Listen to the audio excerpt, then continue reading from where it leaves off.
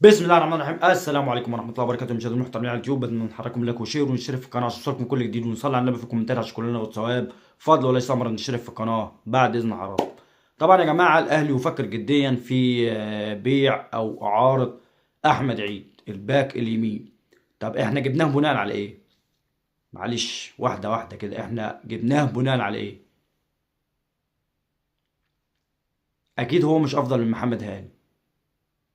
يعني احنا بنطلع ننتقد هاني وبنتكلم على هاني كتير، وهاني عنده قصور دفاعيه وعنده قصور هجوميه وبيلعب مباراة كويسة في الموسم كامل أو مباراتين في الموسم كامل. وأعتقد الموسم ده يعني أفضل مواسمه محمد هاني مع النادي الأهلي من وقت ما يعني ما صعد للفريق الأول. فأنا مش شايف سبب إن أنت تروح تتعاقد مع أحمد عيد. كنت خليت عمر كمال أفضل.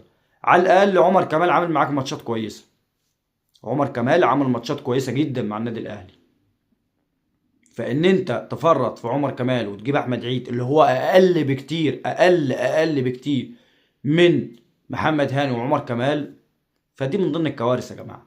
دي من ضمن الكوارث ومن ضمن العبثيات بتاعت مجلس الاداره.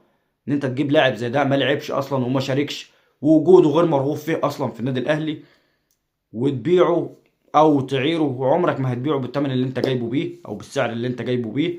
فدي من ضمن الكوارث ومن ضمن العبثيات بتاع مجلس الاداره.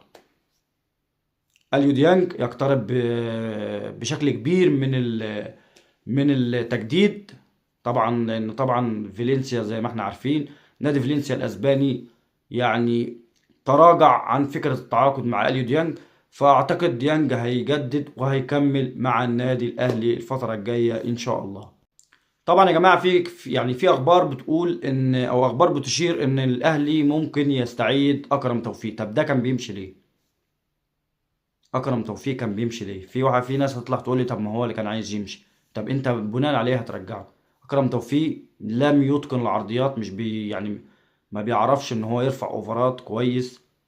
انت عايز باك يمين معلش شغال على الخط رايح جاي، ينفعك في الشق الدفاعي وفي الشق الهجومي، مش بس الشق الدفاعي بس ومش بس الشق الهجومي بس. اكرم توفيق دفاعيا محدش يختلف عليه، محدش يختلف على امكانياته.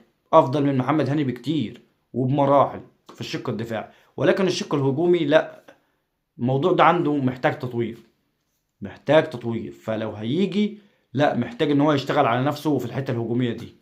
ده بالنسبة لأكرم توفيق لو فعلا هيعود للنادي الأهلي مرة أخرى. طبعا أكرم توفيق إضافة، ولكن زي ما قلت ده رأيي فيه، ودي وجهة نظري بالنسبة لأكرم توفيق.